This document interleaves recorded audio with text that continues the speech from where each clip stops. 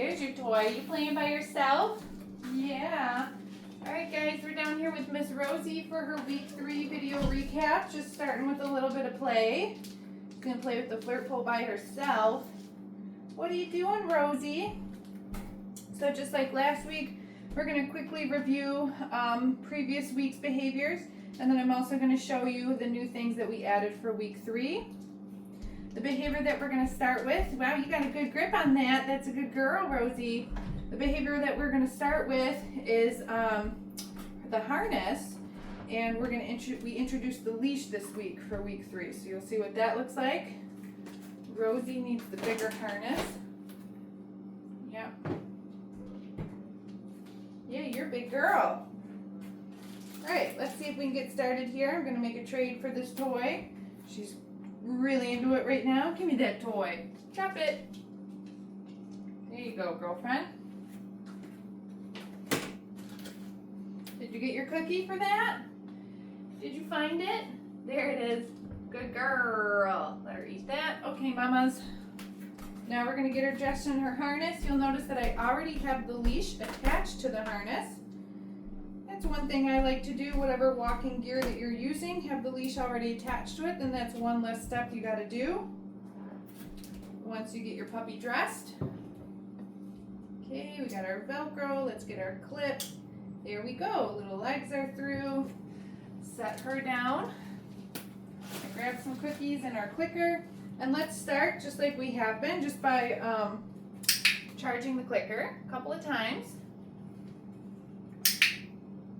Girl, now what I'm going to do is I'm going to pick up the leash with my opposite hand, so clicker and leash in one hand, food is in the other, and we're just going to practice following a food lure like we have been since week 1, but now this week she's actually attached to the leash while she's following the food lure. Good girl. Yeah. Here we go, Rosie. So now I can click and feed. Yeah, you dropped that one. As she catches up to me, good girl. We can mark and feed. Yeah, so we're teaching her how to walk on the leash. Good girl, Rosie. Ready? Yeah, there we go. Good girl. Perfect job. Wow. We can back up. Rosie. Yeah. I'm saying her name still. Working on that name recognition. Come on, Rosie. There it is. Good girl. Perfect. So I like to do this in the house a bunch to start. And then you can take it outside, maybe go up and down your driveway. Oh, you dropped it. Or up and down the sidewalk, whatever you got. So we can teach our puppies what it means to walk on a leash. If you just put your puppy on a leash and try to take him for a walk, they will pull. You have to teach the dog what it means to be on the leash first. Or else they won't know what to do, and they will pull. All right, so now we're going to practice on the leash as well. Some of our other exercises, like sit. Wow, what a smart girl. And down.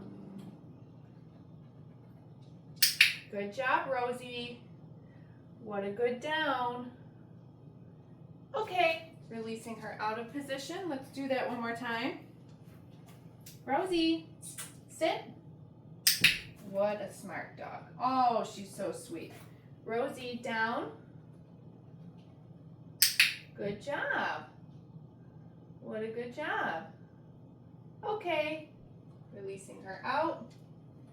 Let's do a couple of her hand targets. Rosie, touch. There it is. Good girl. You're dropping cookies left and right. Or am I dropping cookies? Rosie, touch. Opposite hand. Wow, smart girl. Such a smarty pants. Rosie. Yeah, good girl. All right, let's take a little break from the leash. Okay, so super important that you practice these little puppy leash exercises. Be super helpful long term for your dog walking on the leash. All right, Miss Rosie. Let's do a little bit of the flying cookie game. We did this last week. Okay. Rosie. Yeah, Good girl. Okay. Rosie. Good girl. Okay. Rosie. Good job, mamas. Do one more. Okay. Rosie. Yeah, that's a good girl. So smart. You want to play again? Take a little play break. Okay, so we introduced the leash in week 3 with the harness or whatever walking gear that you choose to use at home. Get it, puppy. Get it. Then we practiced our sits, downs, and hand targets while on the leash. Taking a little play break, and next we're going to work on the mat. Whoop, whoop, whoop. There's that toy. Oh, I'm going to steal it back from you. Gonna steal it back. Grab some more snacks and our clicker. And let's try the mat. Whoa! There's your mat, Rosie. Good girl. Ooh, super close. We might still have to help them find the down on the mat. There we go. There's a good mama. So just like last week, I'm gonna start by just paying her for duration of holding the down. I'm kind of down here with her. Good girl. Then we're going to release her off. Okay. Good job, Rosie. This time, I'm going to bring her back. Where's your mat? And once she finds that down position, I'm going to feed her, but then I'm going to stand myself up. Good girl. And I'm going to start to get a little bit of distance away from the dog. And as long as she can stay on the mat, I'm going to come back and feed her. If she moves herself up into a sit or is a little wiggly, no problem. I'm still going to click her and feed her like right now, but I'm just going to feed her in that down position. Okay? So see how she tries to get up a little bit? I just kind of lure her back into the down. It's pretty normal for this stage because they're just anticipating that you're going to hand them the cookie, so they're sitting up to meet you for that. But if you're insistent about feeding in the down position, the dog will start to not try to get up in between. Good girl. Okay, let's release her off. Okay. Grab a couple more. We'll do that one more time. Rosie, Matt. Yeah, mama. Good job. Feed her in the down.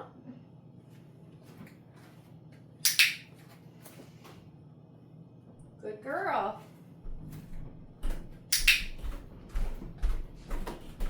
You're doing good, Rosie. Do one more of those. Uh-oh, if they start to leave the mat before you're ready, before you've released them, just lure them back on, like I'm doing right now. But I'm not going to feed her right away. I'm just going to wait a second and then maybe try to move myself a little bit and then come in and feed her. Okay, because I don't want to feed the dog for making a mistake. I just want to feed her for being successful. Okay. Here we go.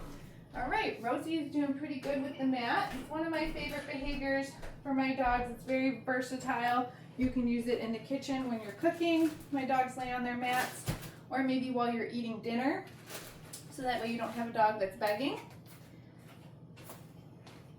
So there's all sorts of different applications that you can use the mat for. Let's review their crate. Okay, Rosie. Kennel. Puppies are doing really good with getting in their crates. This week we added closing the door. Again, you can feed through the bars or just drop the treats right in. But then I'm going to open the door, and I want to see that Rosie wants to stay in here. Good girl. Until I release her. Okay. Wow, Rosie. Kennel. Perfect. I'm going to close that door. Good mama. I'm going to open it. Feed her a couple more for staying in. And then, okay. Back to my finger. One more time, Rosie. Kennel. Good girl.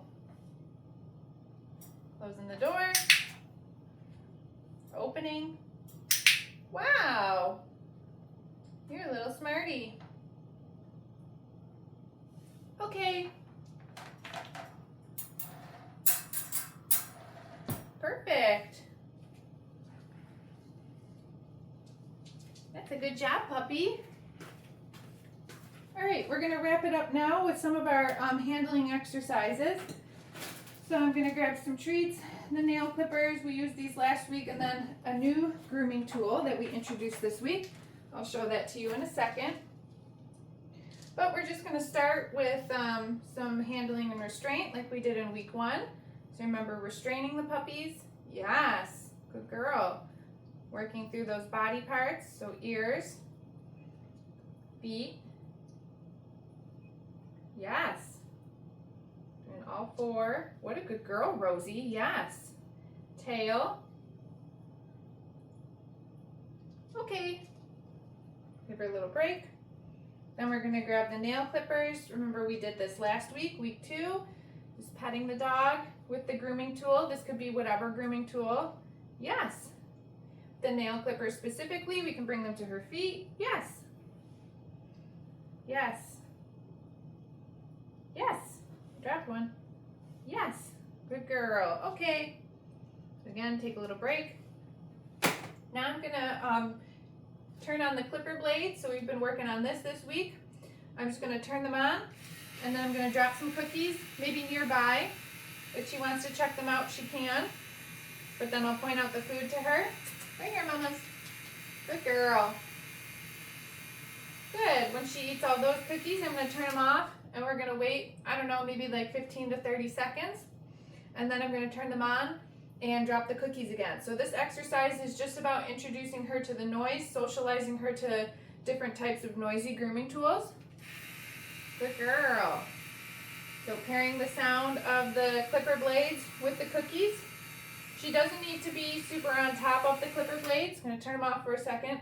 This is just about the noise. It's about the sound, so she can hear them just fine, whether she's standing here or whether she's standing over there. So if the puppy wants to keep a little bit of distance initially, it's not a big deal. I'm not trying to lure them closer. I don't need direct interaction with the clipper blades. I just need her to hear them, and then her to make the association that, you know, good things happen when she hears that noise. Yeah, good girl. There's a couple more. Perfect. She finishes. I'm going to turn them off. And, you know, you can do this with all sorts of noises, just not clipper blades. You could do it with like thunderstorms on YouTube or something like that. Anything that your dog might hear and you want to work on socializing them to different types of noises. This is a nice exercise on how to do it. Yeah, so Coco, I'm sorry, this is not Coco. This is Rosie. Coco was down here before. Rosie did fantastic. She's a very playful puppy. She has good toy drive. She has good food drive. She's going home this weekend. And she did great during her 3 weeks.